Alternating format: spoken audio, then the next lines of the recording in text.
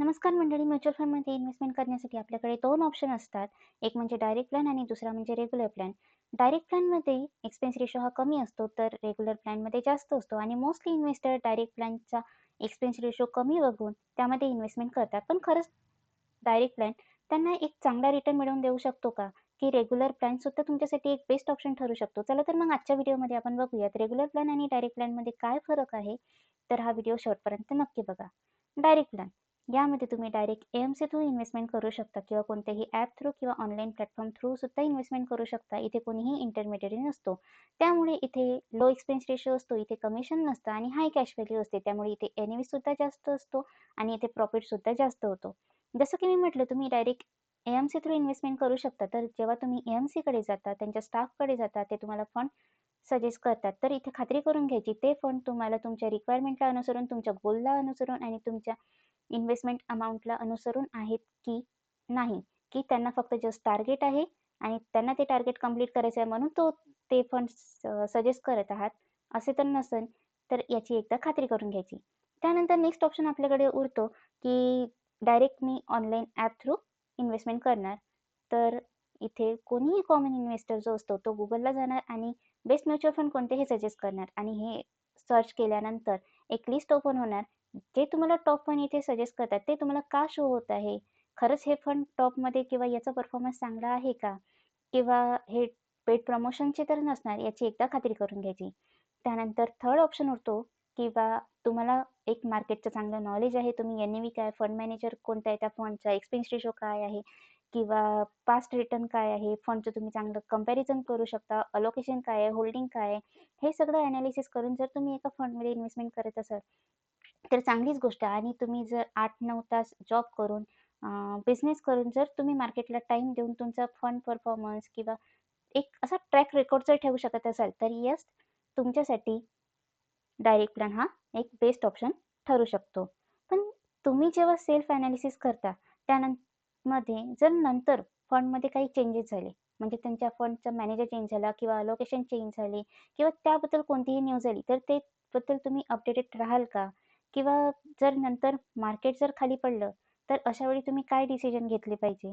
Market खाली पडल्यानंतर तुमचा एस-आय-पीचा रिटर्न सुद्धा खाली जाणार आणि तुमचा पोर्टफोलिओ सुद्धा कधी सुरुवातीला तर तुमची जर ऑलरेडी प्रॉफिटमध्ये असाल, तर तुमचा परफॉर्मन्स हा डाऊन गेलेला दिसू शकतो किंवा तुमचा रिटर्न जो आहे तो निगेटिव्हमध्ये सुद्धा जाऊ शकतो. त्यामुळे अशा वेळी काय होतं, एक कॉमन इन्व्हेस्टर जो त्यांनी स्वतःच्या मनाने इन्व्हेस्टमेंट केलेली असू शकते, तो अशा वेळी या कंडिशनमध्ये फ्रस्ट्रेट होऊन जातो. तर असं झालं नाही पाहिजे. त्यासाठी काय, समजा आपण जेव्हा बिमार पडतो, तेव्हा आपल्याला करायची गरज असते, एका डॉक्टरची गरज असते. जेव्हा आपली गाडी बंद पडते, तेव्हा आपल्याला ती मेकॅनिकलकडे न्यावं लागतं. पण जसं आता जर म्हटलं तुम्हाला, जो आधीचा इन्व्हेस्टर होता, तो जी कंडिशन त्याच्यासमोर आली आहे, त्या कंडिशनमध्ये तो एक फ्रस्ट्रेट झाला आणि डिसिजन घेण्यास तो इथे अपुरा पडलेला आहे. पण जर तुम्हाला चांगले डिसिजन घ्यायचे असतील, तुम्हाला तुमच्या इन्व्हेस्टमेंटवर तुमचे पुढचे गोल तुम्हाला अचीव्ह करायचे असतील, तुम्हाला एक चांगली वेल्थ क्रिएट करायची असेल, तर तुम्हाला इथे एका फायनान्शियल ॲडवायझरची, तुम्हाला डिस्ट्रिब्युटरची इथे गरज पडणार आहे. आणि याच्याच थ्रू तुम्ही तुमचे गोल्स अचीव्ह करू शकणार आहे. कारण ज्या प्रकारे तुम्ही 8-9 तास तुमच्या जॉबला टाईम देतात, त्याच प्रकारे एक ॲडवायझर किंवा डिस्ट्रिब्युटर 8-9 तास तो मार्केटला सुद्धा देतो आणि तो त्याच्या फील्डमध्ये एक्सपर्ट सुद्धा असतो. तर आता बघूयात आपण रेग्युलर प्लॅनमध्ये काय आहे. तर रेग्युलर प्लॅनमध्ये आपण ॲडवायझर थ्रू, डिस्ट्रिब्युटर थ्रू किंवा ब्रोकर थ्रू इन्व्हेस्टमेंट करू शकतो. म्हणजेच यामध्ये एक इंटरमिडियरी आलेला आहे. त्यामुळे इथे एक्सपेन्स रेशो हा जास्त असतो. इथे कमिशनसुद्धा इन्क्लुडेड असतं. पण इथे एन-ई-व्ही कमी असते. आता एन-ई-व्ही कमी असल्याकारणाने इथे आपण जास्त युनिटसुद्धा बाय करू शकतो. तर नेक्स्ट बघूयात आपण रेग्युलर प्लॅनमध्येच इन्व्हेस्टमेंट का करायला हवी किंवा रेग्युलर प्लॅन तुमच्यासाठी एक बेस्ट ऑप्शन का ठरेल. कारण यामध्ये फंड सिलेक्शनला, तुमचा पोर्टफोलिओ बिल्ड करायला आणि तुमचं पोर्टफोलिओ मॅनेज करायला एक ॲडवायझर किंवा डिस्ट्रिब्युटर तुमची मदत करत असतो. या उलट रिटेल इन्व्हेस्टर जेव्हा फंड सिलेक्ट करून डायरेक्ट प्लॅनमध्ये इन्व्हेस्टमेंट करतो, त्यावेळी तो लाँग टर्ममध्ये लॉससुद्धा फेस करू शकतो. नेक्स्ट आहे, रेग्युलर प्लॅनमध्ये तुम्हाला एक वारंवार ॲडवाईस मिळत असते. तुम्हाला जर काही डाऊट असतील तर ते तुम्ही क्लिअर करू शकता. मोस्टली इन्व्हेस्टर मार्केट क्रॅशच्या वेळेस मार्केट समजा क्रॅश झालं, जसं मार्केट आता सुद्धा पडलेलं आहे. सगळ्यांचे पोर्टफोलिओ हे निगेटिव्हमध्ये आहे. कोणी जर आधीपासून इन्व्हेस्टमेंट करून ठेवली असेल त्यांचा पोर्टफोलिओ हा पूर्णपणे डाऊन गेलेला आहे. अशा वेळी मोस्टली इन्व्हेस्टर हे चुकीचे डिसिजन घेतात. म्हणजे त्यांना कधी इन्व्हेस्टमेंट करायची आहे, कधी इन्व्हेस्टमेंट होल्ड करून ठेवायची आहे किंवा कधी त्यामध्ये एक ॲडिशनल अमाउंट तुम्हाला इन्व्हेस्टमेंट करायची आहे. या सगळ्या बाबतीत जर तुम्हाला नॉलेज कोणी देऊ शकत असेल तर ते तुम्हाला एक ॲडवायझर किंवा डिस्ट्रिब्युटर देऊ शकतो. कारण हे नॉलेज त्याच्याकडे असतं, त्याला मार्केट समजतं. त्यानंतर थर्ड ऑप्शन बघूयात आपण. कारण आज जर तुम्ही एक फंड सिलेक्ट केला आणि त्यामध्ये तुम्ही लॉंग टर्मसाठी इन्व्हेस्टमेंट केली.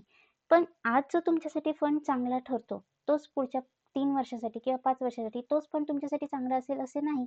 कारण जसा टाईम पिरियड वाढत राहतो, तुमचे गोल्स हे चेंज होत राहतात, तुमचे रिक्वायरमेंट हे चेंज होत राहतात, तुमची रिस्क ॲपेटाईट सुद्धा चेंज होत राहते.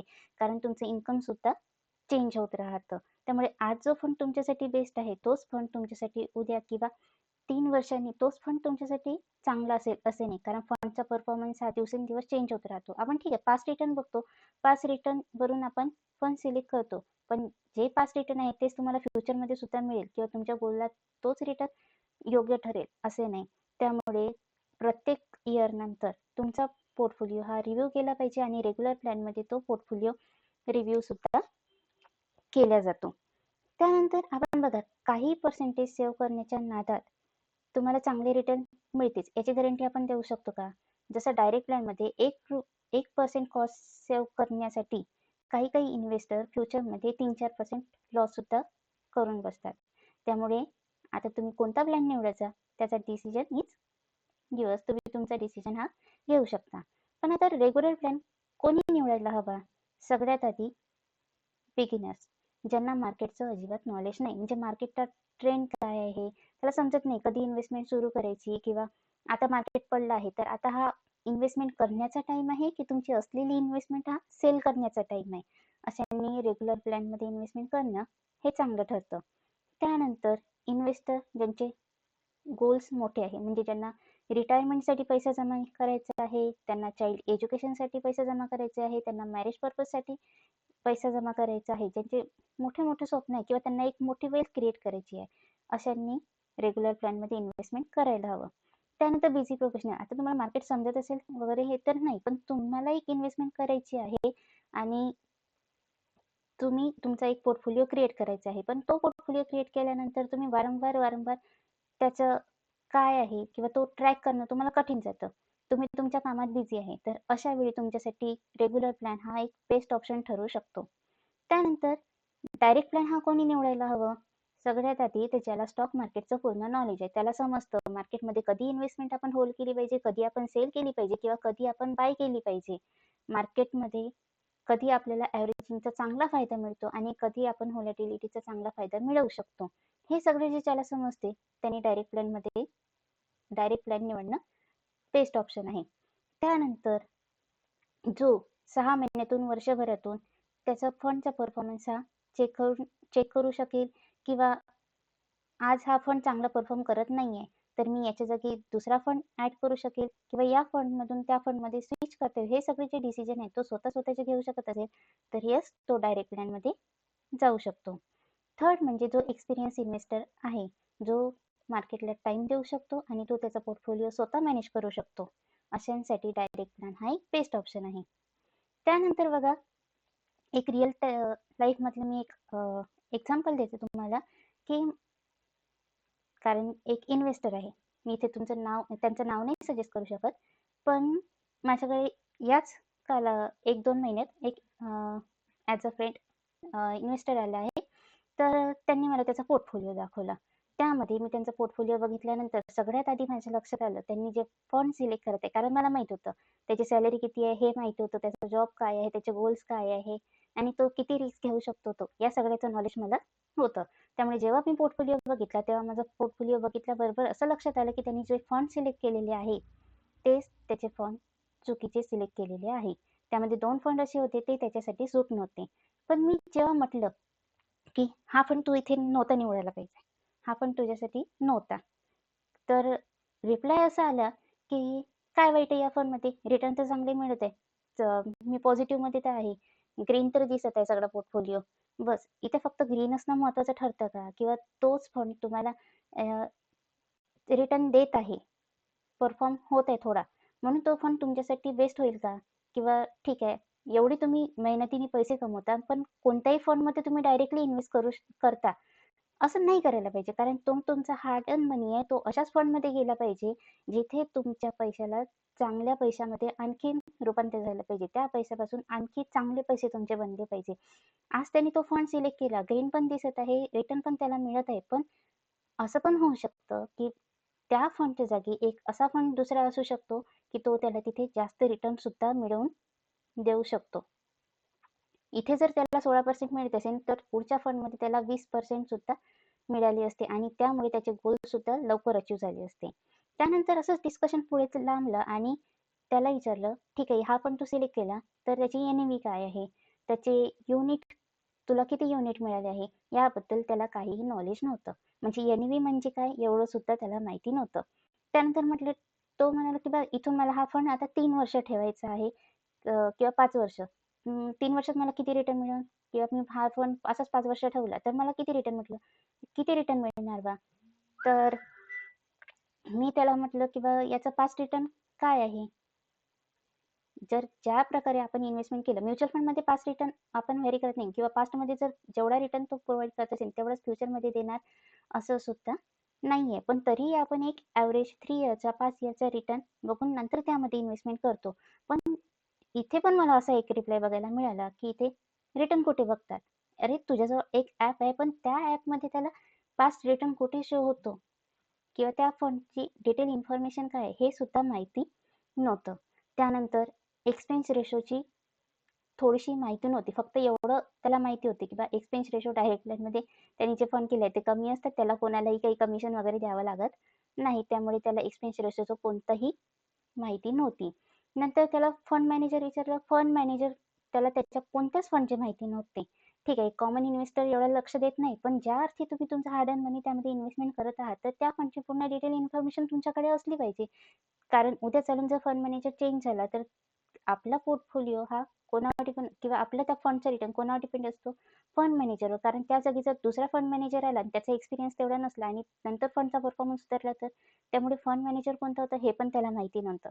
त्यानंतर त्याच्या फंडचं अलोकेशन काय आहे याबद्दल त्याला कुठलीही माहिती नव्हती. त्यानंतर त्याच्या पोर्टफोलिओमध्ये 4 की 5 फंड होते, पण त्यातले काही फंड हे सेम कॅटेगरीचे होते. आता एका पोर्टफोलिओमध्ये जर तुमचे फंड हे सेम कॅटेगरीचे असेल, तिथे कुठल्याही प्रकारचं डायव्हर्सिफिकेशन नव्हतं. म्हणजे उद्या चालून जर मार्केट पडलं, तर ते 3 फंड निगेटिव्हमध्ये जाणार म्हणजे जाणार. असं नाही की बा हा फंड थोडा निगेटिव्हमध्ये जाईल किंवा हा फंड मार्केट पडत असलं तरी हा फंड तुम्हाला चांगला रिटर्न देईल. अशा प्रकारचं काहीच नव्हतं. म्हणजे तिथे डायव्हर्सिफिकेशन अजिबात नव्हतं. त्यानंतर आता सध्या जसं 2 महिने झाले मार्केट हे खाली पडतच आहे. तर तो म्हणाला की बा इथे मार्केट पडत आहे. मी काय करू आता फंडचं एवढी-एवढी इन्व्हेस्टमेंट आहे. तर हे प्रॉफिटमधलं काढून टाकू का? म्हटलं, "अरे बाबा नको काढू. प्रॉफिटमधले आहे ते होल्ड कर जरा. मार्केट कधी ना कधी वरती जाणार." त्यानंतर म्हणाले, की "बा मार्केट वरती कधी जाणार आहे?" जसं की आपण मार्केटचा एक्झॅक्ट बॉटम काय आहे हे कोणीच एक्झॅक्ट सांगू शकत नाही. आपल्याला ते फक्त एक प्रिडिक्ट करावं लागतं, की बा नाही या लेव्हलवरून मार्केटचा सपोर्ट आहे ते इथून मार्केट वरती जाऊ शकतं किंवा इथून मार्केट सपोर्ट घेऊन थोडं खाली आलं तर एक दुसरी लेव्हल आहे मार्केटची. पण मार्केट एक्झॅक्ट कोणता लो आहे मार्केटचा हे कोणीच सांगू शकत नाही. तर त्यानंतरच्या नेक्स्ट डेला म्हटलं, "काय केलं रे बाबा इन्व्हेस्टमेंटचं?" तर तो सांगतो, "जेवढे थोडा प्रॉफिट होता, पटकन तो मी प्रॉफिट काढून टाकला. नाहीतर तोही निगेटिव्हमध्ये गेला तर." म्हणजे इथे काय दिसून आलं, त्याची सायकॉलॉजी त्या इन्व्हेस्टमेंटसाठी प्रिपेअर्ड नव्हती. त्याने तो फंड घेतला होता पुढच्या 10 वर्षासाठी. पण त्यांनी मार्केट आता डाऊन गेलं, तर त्यांनी त्या फंडमधून आताच एक्झिट केलं किंवा त्याला तो फंड होल्ड करायचा की नाही याचं सुद्धा म्हणजे काहीच त्याला मार्गच नव्हता, की काय म्हणते एक सायकॉलॉजी त्या मार्केटसाठी जी असते ना, ती बिल्डच झालेली नव्हती. त्यामुळे जे प्रॉपर डिसिजन घेण्याची क्षमता असते, ती इथे नव्हती. त्यानंतर जसं मी म्हटलं त्यांनी तो फंड त्याच्या एका गोलसाठी किंवा इथून 10 वर्षासाठी एक चांगला पैसा गोळा करण्यासाठी त्यांनी ते केलेली होती. पण मार्केट जसं खाली पडलं आणि थोडंसं परफॉर्मन्स डाऊन झालं, तरी त्यांनी ती एस-आय-पी किंवा ते जे फंड होतं पूर्ण त्यातून एक्झिट केलं. म्हणजे इथे तो डिसिप्लिन राहिला का? नाही. कारण त्याची इन्व्हेस्टमेंटचं काय होतं, लाँग टर्मसाठी होती. पण त्यांनी मार्केट बघता ती इन्व्हेस्टमेंट लगेच एक्झिट केली. आणि बाकीचे निगेटिव्हमध्ये होते, पण आता निगेटिव्हमध्ये असल्यावर काय, मी लॉस तर बिअर नाही करू शकत. फक्त एका शब्दावर तू होल्ड करून ठेव, किंवा जसं आपण म्हणतो की मार्केट कधी ना कधी वरती जाईल, या याच्यावर त्यांनी बाकीची इन्व्हेस्टमेंट ही होल्ड केलेली होती. पण प्रॉफिटमधून तो येथे लवकर निघालेला आहे. त्यामुळे ही त्याची इन्व्हेस्टमेंट डिसिप्लिन सुद्धा नव्हती. आता हे सगळं या इन्व्हेस्टरचं बघता, आता तुम्हीच इथे सांगा, त्यांनी कोणत्या प्लॅनमध्ये इन्व्हेस्टमेंट करायला पाहिजे होतं? डायरेक्ट प्लॅनमध्ये त्यांनी इन्व्हेस्टमेंट करायला पाहिजे होतं, की त्यांनी रेग्युलर प्लॅनमध्ये जाऊन इन्व्हेस्टमेंट करायला पाहिजे होतं? तो स्वतः खरंच मनाने चांगल्या प्रकारे इन्व्हेस्टमेंट करून चांगले रिटर्न मिळवू शकणार आहे इन फ्युचरमध्ये, की त्याला एका ॲडवायझरची किंवा डिस्ट्रिब्युटरच्या गरज आहे, त्याला ॲडवाईस करण्यासाठी त्यांनी एक्झॅक्ट कोणता प्लॅन निवडायला हवा? हे तुम्ही एक कमेंट सेक्शनमध्ये नक्की सांगा. आणि तुम्ही सुद्धा कोणता प्लॅन प्रिफर करता, हे सुद्धा तुम्ही कमेंट सेक्शनमध्ये नक्की सांगा. आणि हा व्हिडिओ आवडला असल्यास लाईक, शेअर, सबस्क्राईब नक्की करा. Thank you.